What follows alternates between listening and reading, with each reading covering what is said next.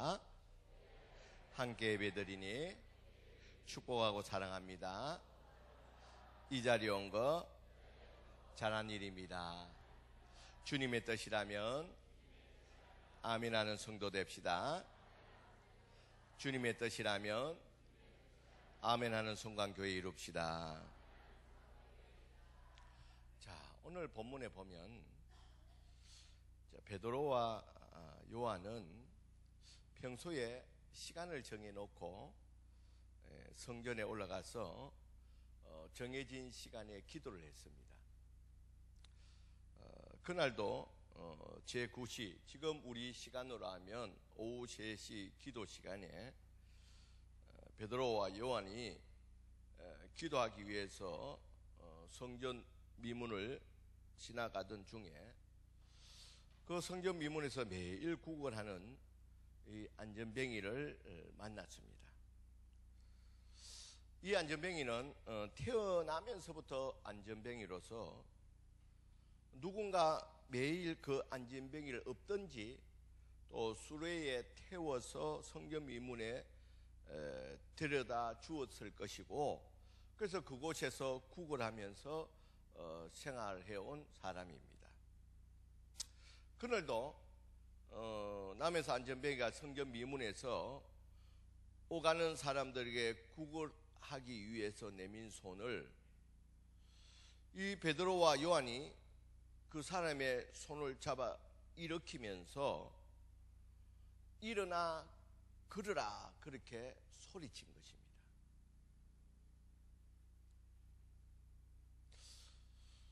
여러분, 베드로와 요한이 이 안전뱅이는 언제부터 일어나고 걸을 수가 없었다고요?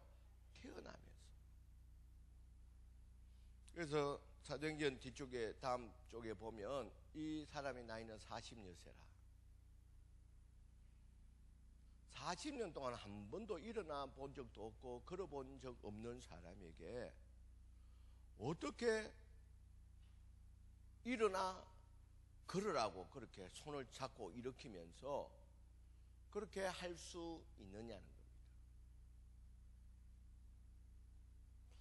나면서부터 한 번도 일어나 본 적도 없고 걸어보지 못한 사람이기 때문에, 여러분,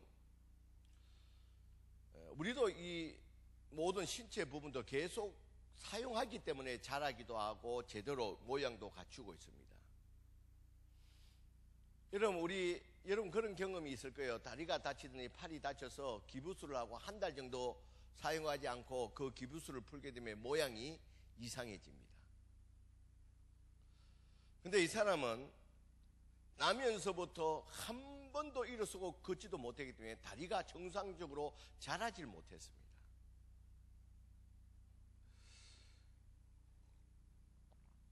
그래서 이런 사람들의 다리는 굉장히 짧습니다. 그리고 그 형태도 제대로 되어 있지 않습니다. 거의 우리가 비율로 보면 다리, 몸 이렇게 균형 있게 이렇게 우리가 정상적인 사람은 되어 있지만, 이 사람은 전혀 균형 있게 아닌 그 다리 부분은 그 사람 몸 전체 신체의 한 5분의 1밖에 안 될 것입니다.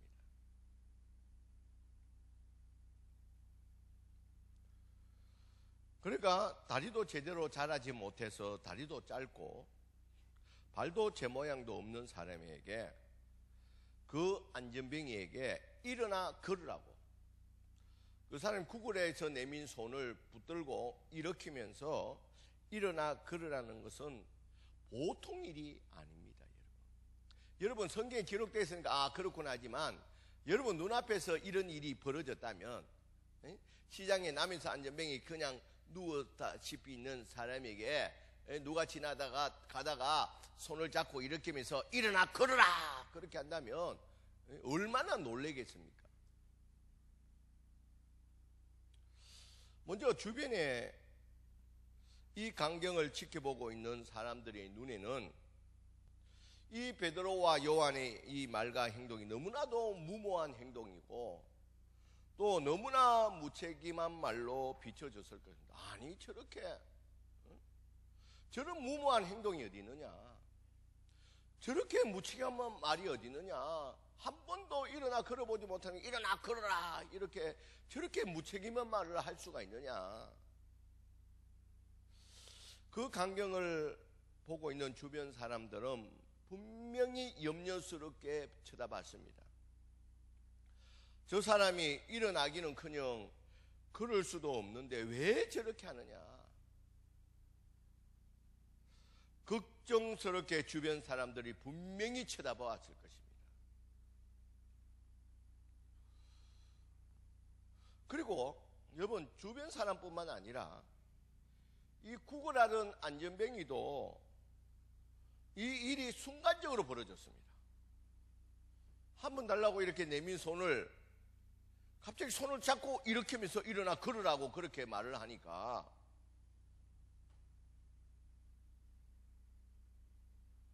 이 구걸하게 내민 손이 베드로의 손에 의해서 잡힌 채 일어나 걸으라는 이 외치는 이 말을 들은 이 안전뱅이도 지금 이게 무슨 상황이냐, 정신이 하나도 없었을 것입니다.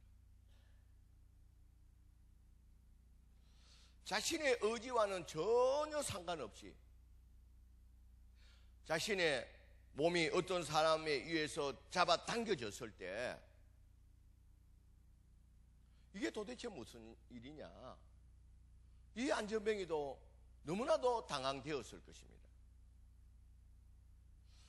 그런데 여러분, 그때 어떤 일이 일어났습니까? 40년 동안 한 번도 일어나지도 걸어보지도 못한 이 안전뱅이의 발목과 다리에 뭐가 생기기 시작했다고요? 힘이 생기기 시작했다. 여러분, 우리가 일어날 때 그냥 일어나는 것이 아닙니다. 발목과 또 다리에 무엇을 주게 됩니까? 힘이 들어가서 그 힘으로 일어나는 겁니다. 그런데 이 사람은 전혀 나면서부터 발목과 다리에 힘이 들어가지 않는 사람입니다. 그런데 어떤 낯선 남자가 손을 잡고 잡아 일으키면서 일어나 걸으라는 그 순간에 자기도 모르는 사이 자리에 발목과 다리에 힘이 생기기 시작했다는 거예요. 그리고 그 힘에 의해서 일어나게 되었습니다. 일어서게 되었습니다. 자, 일어서는 것은 여러분들 또 베드로가 이 잡아 일으키면서 일어나 걸으라 있기 때문에 이 베드로의 팔에 힘에 의해서 일어났다 칩시다. 보통 이제 자꾸 한다고 해도 일어설 수도 없지만 일어섰다 할지라도 그 다음에는 어떻게 했습니까? 그 다리로 뭘 하기 시작했습니까? 걸어갔다. 여러분, 그 상상을 해보시길 바랍니다. 우리 같은 이래 멀쩡한 사람이 일어나 걸어가는 것이 아니라 다리가 요만한 제대로 되지도 않은 사람이 일어났다는 거예요. 여러분, 한번 생각해 보시길 바랍니다. 그리고 그 사람이 일어나서 걸어가는 거예요. 여러분, 그 주변에 보고 있는 사람들은 얼마나 놀랬겠습니까? 그리고 걸어가는 정도가 아니고 그 다음에 어떻게 했다고요? 뛰어갔다고요. 그 짧은 다리를 가지고 걸어가다가 뛰어가는 거예요. 여러분들이 직접 그 현장에 그 일들을 눈으로 봤다면 여러분 눈이 어떻게 되겠습니까? 눈이 막 희둥그레졌을 거예요. 이게 도대체 무슨 일이냐는 거예요.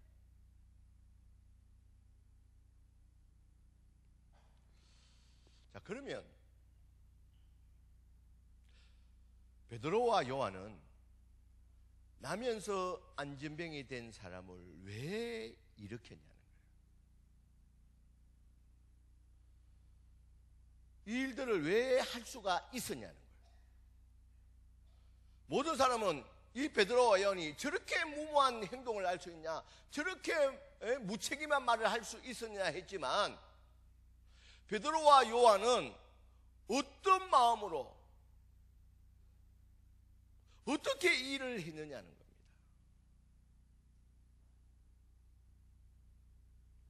이런 베드로에게는 이런 마음이 있었다는 겁니다. 지금 이 기적이 일어난 이 시점이 어떤 시점이냐가 중요합니다. 베드로 왜 이렇게 했느냐는 지금 기적을 일으키는 이 시점이 중요하다.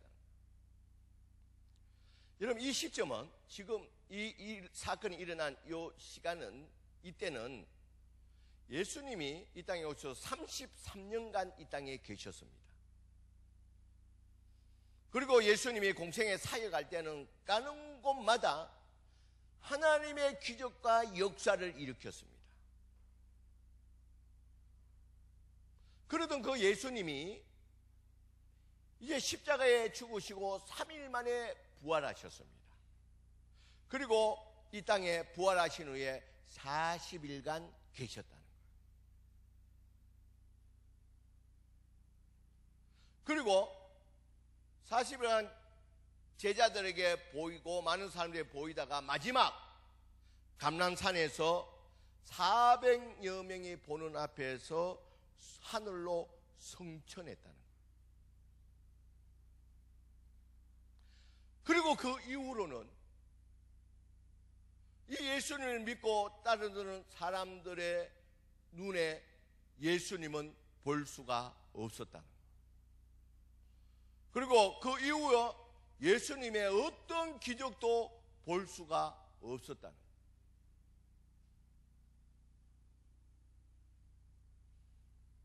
그래서 이 초대교회 그리스도인들은 이 예수님이 승천한 이후에 더 이상 이 땅에서는 예수님의 역사와 예수님의 이런 기적과 또 예수님이 자신들과 함께 한다는 것을 전혀 경험할 수가 없었다는 거예요.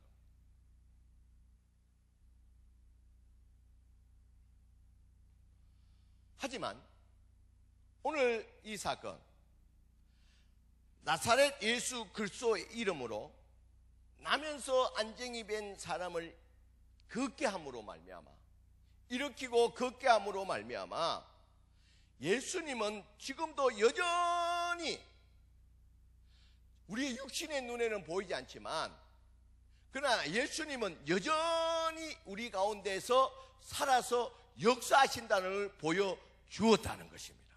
베드로는 그걸 보여주기를 원했다는 거예요. 지금 우리의 눈에는 보이지 않지만 지금도 여전히 예수님은 우리와 함께 하시고, 지금 우리 가운데 여전히 예수님이 함께 하실 뿐만 아니라 살아서 역사하셔서 지금도 여전히 기적과 역사를 일으키시는 분이라는 거예요. 베드로와 요한은 이것에 대한 믿음과 이것을 사람들에게 보여주길 원한다는 거예요. 지금도 주님은 살아계신다는 거예요.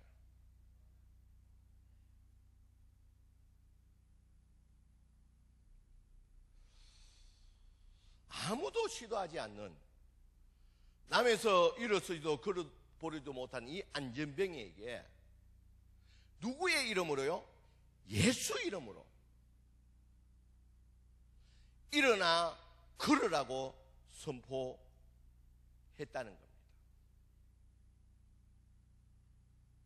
왜냐하면 지금 예수님이 부활 승천하심으로 말미암아 사람들 가운데서 예수님은 이제 이 땅에는 없다는, 이제 주님이 우리와 함께 할 수 없다는 이런 불신이 생기기 시작한 이 시점에서 우리 주님께서는 이 베드로와 요한을 통해서 지금도 예수님께서는 여전히 그들과 함께 하고 계심을 보여주는 사건이었다는 것입니다.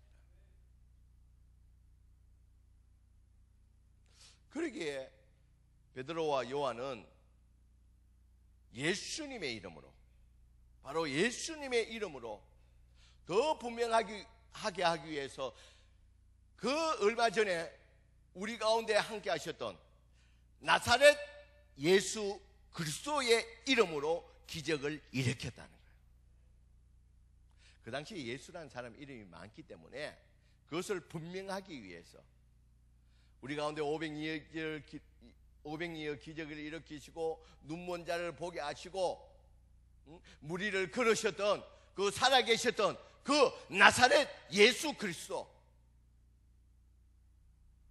그 이름으로 기적의 역사를 일으켰다는 겁니다.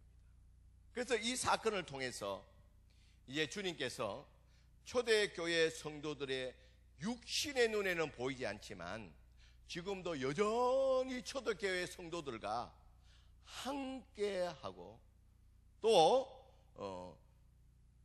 여전히 그들 가운데 역사하심을 믿게 하기 위해서 이 사건을 주님께서 허락하셨다는 것입니다.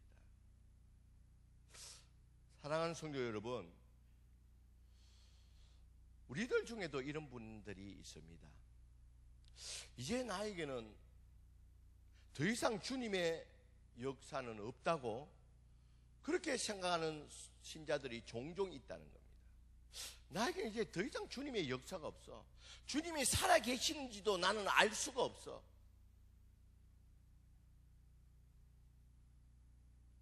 그렇기 때문에 어떤 문제가 생겨도 적극적으로 주님 앞에 나오지 않는다는 겁니다.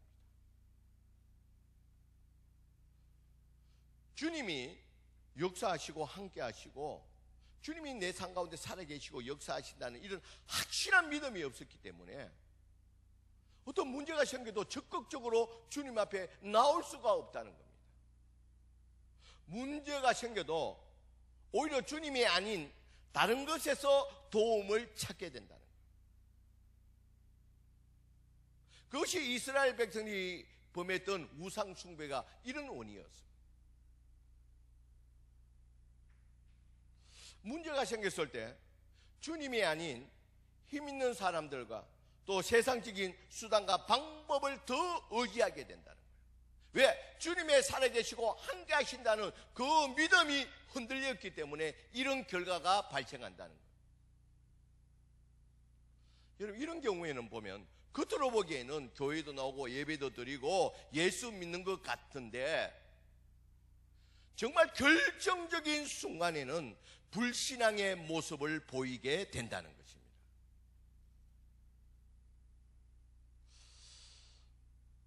우리가 언제까지 이 주님의 능력을 온전히 믿지 못한 채 이런 이중적인 신앙의 모습을 할 수가 있느냐는 것입니다. 여러분, 우리는 할 수 없지만 지금도 우리 가운데 살아계신 예수님은 일어나 걷게 하시는 분이신 줄 믿습니다, 여러분.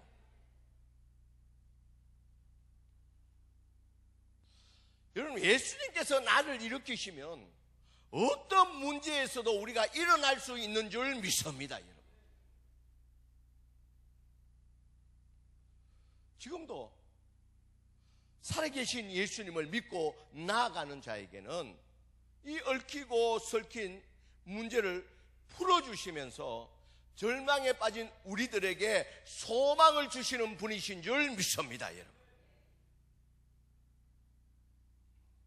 여러분, 오늘 이 시간 우리는 예수님의 이름으로, 살아계신 예수님의 이름으로 우리가 일어나야 된다는 거예요. 문제에서, 여러분, 그 문제에서 여러분 주저앉거나 다른 데서 방법을 찾거나 예수님께 놓지 못하는 그런 어리석음에 빠져 그것이 아니라 온전히 문제 앞에, 주님 앞에 나올 수 있는 저와 여러분들이 되시길 주의 이름으로 간절히 축원드립니다, 여러분. 왜냐하면 주님은 지금도 살아계시기 때문에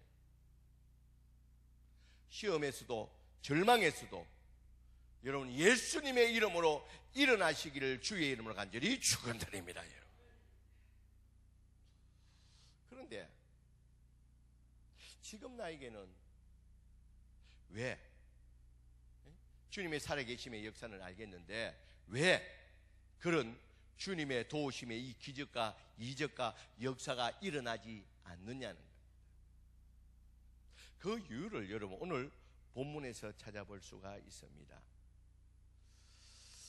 여러분, 베드로와 요한이 언제 이런 주님의 기적의 역사가 언제 일어나느냐? 오늘 3장 1절에 보면 제9시 기도 시간에 베드로와 요한은 성전에 올라갈 때, 이런 바로 베드로와 요한이 기도하러 가는 그 시간에 이런 역사가 일어났다는 겁니다. 다시 말해서 베드로와 요한이 주님과 교제하고 있을 때 주님의 역사가 일어났다는 겁니다. 동일하게 지금 우리에게도 주님과 교제가 일어날 때에 주님은 우리와 함께 하시며 주님이 우리와 함께 하실 때에 지금도 여전히 내 가운데, 우리의 삶 가운데 주님의 도우심과 주님의 역사와 이적이 일어날 줄 믿습니다, 여러분.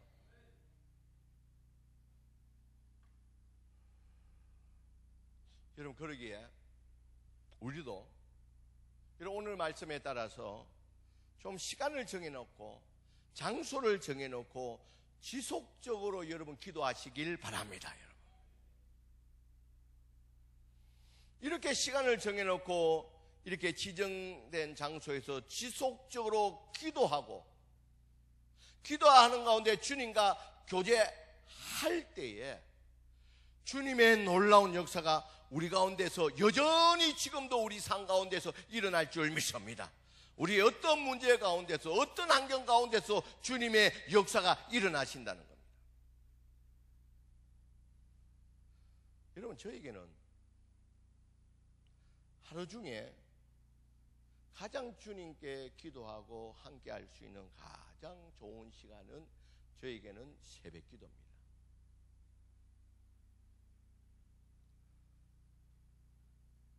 저는 참 어떤 분은 체질이 없다는데 저는 체질적으로 참 저녁을 굉장히 좋아합니다. 이렇게 저녁 특별히 10시에서 한 1시, 2시 그 사이를 굉장히 좋아하는 그때 에너지가 가장 잘 피어나고 또 책을 읽든지 모든 걸 할 때 또 학습도 좋고 하는 시간입니다. 그러기에 이제 새벽 기도에 좀 일어나는 것이 좀 힘이 들지만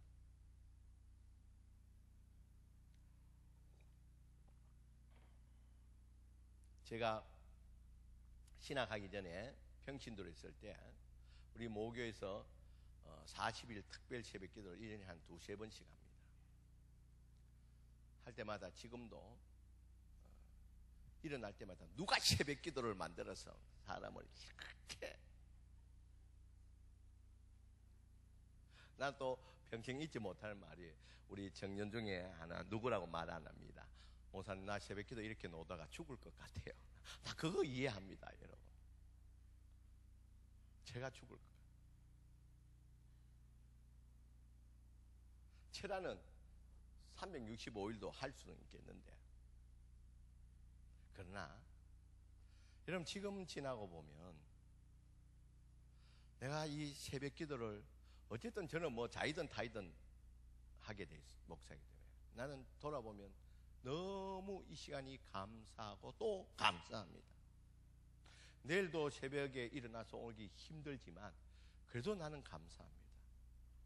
정말 이 새벽 기도를 통해서 주님께 기도하고 교제하는 가운데 주님이 나와 함께 하시고 놀라운 일들을 우리 주님께서 여전히 살아계심의 역사를 보여주셨다는 겁니다. 여러분, 우리들 가운데 이 말을 들으면 많은 사람들은 나도 이제 새벽에 좀 일어나서 새벽 제단을 사야겠다 이렇게 결단한 사람도 있겠지만 나는 이런저런 사정에 의해서 도저히 저는 새벽 제단을 살 수 없다는 분들도 분명히 있을 것입니다. 그런 환경들도 있습니다. 그렇다면 여러분 새벽 기도 못 오더라도 어디서라도 꼭 시간을 정해놓고 그 지정된 장소에서 여러분 기도의 시간을 가지시길 바랍니다. 여러분 그렇게 기도의 시간을 가질 때에 지금 우리 육신의 눈에는 보이지 않지만 주님이 어디에 계시냐, 지금 주님이 살아계시냐, 이런 우리 육신의 눈에 보이지 않지만 이런 교제 가운데 있을 때에 지금도 살아계시고 역사하시는 우리 주님을 경험할 수 있는 줄 믿습니다, 여러분. 그래서 이렇게 정기적인 이런 기도의 시간을 통해서 주님의 도우심과 기적, 이적을 통해서 주님의 살아계심의 역사를 널리 전하면서 주님께 영광 돌릴 수 있는 저와 여러분들이 되시길 주의 이름으로 간절히 축원드립니다. 여러분 오늘 이 주신 말씀 생각했으면 우리 찬양 하나 하나님 앞에 드리겠습니다.